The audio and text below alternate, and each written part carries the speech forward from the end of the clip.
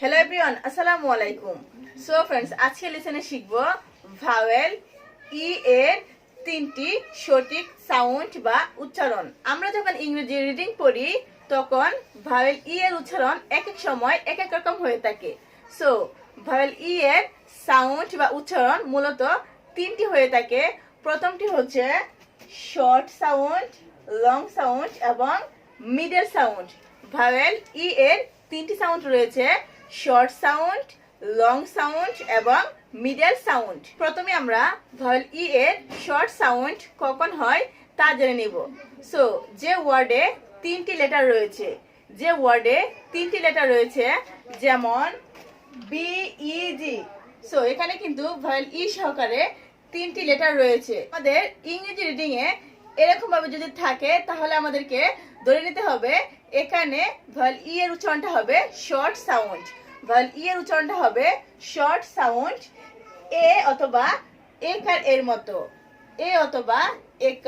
এর মতো, so B E G bag, bag অর্থ হচ্ছে bag. Then B E D bed অর্থ বিছানা। সো এখানে কিন্তু ভাওয়েল ই এর উচ্চারণ একার এর মতো উচ্চারণ বা সাউন্ড হচ্ছে। Then E double G egg. So এখানে কিন্তু ই এর সাউন্ড বা উচ্চারণ এর মতো হচ্ছে। যদি লেটারের আগে ই থাকে তাহলে আমাদেরকে বুঝতে হবে এখানে ভাওয়েল ই এর সাউন্ডটা হবে এ এর মতো করে, এ এর মতো করে। ই ডাবল জি এগ অর্থ ডিম। জিইটি গেট অর্থ পাওয়া। বিইএসটি বেস্ট অর্থ সেরা, উত্তম বা ভালো। এবার আসা যাক ভাওয়েল ই এর লং সাউন্ডে। সো আমরা কিভাবে বুঝবো যে কখন ভাওয়েল ই এর সাউন্ডটা লং হবে? সো যখন কোনো একটি লেটারের পর সিঙ্গেল ই বা ডাবল ই থাকবে তখন বুঝতে হবে যে এখানে সিঙ্গেল ই বা ডাবল ই এর সাউন্ড হবে লং, এবং দীর্ঘ ইর মতো উচ্চারণ হবে। So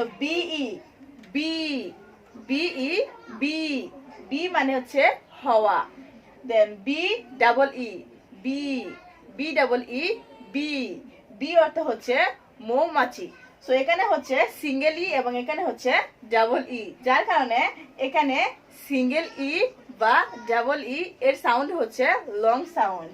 then S double E C অর্থ হচ্ছে দেখা। এস এস ই সি অর্থ হচ্ছে সে। সো আমরা মেয়েদের ক্ষেত্রে সি ব্যবহার করব। এবং এইচ ই হি অর্থ হচ্ছে সে, ছেলেদের ক্ষেত্রে আমরা হি ব্যবহার করব।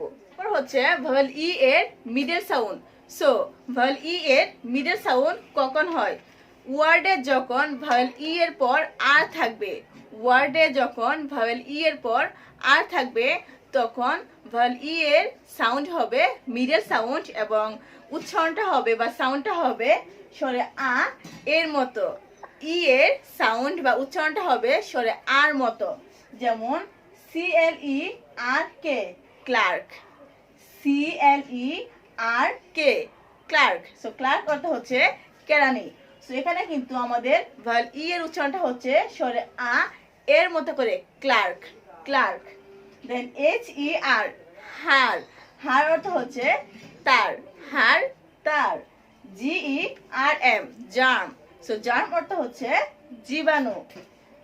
AFTER আফটার অর্থ হচ্ছে পরে, দেন NEVER নেভার অর্থ হচ্ছে না।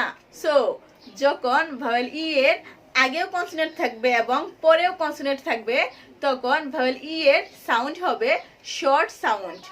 এবং যখন কোনো একটি লেটার বা দুইটি লেটার এর পর সিঙ্গেল ই অথবা ডাবল ই থাকবে তখন সেখানে ভাওয়েল ই এর সাউন্ড হবে লং সাউন্ড।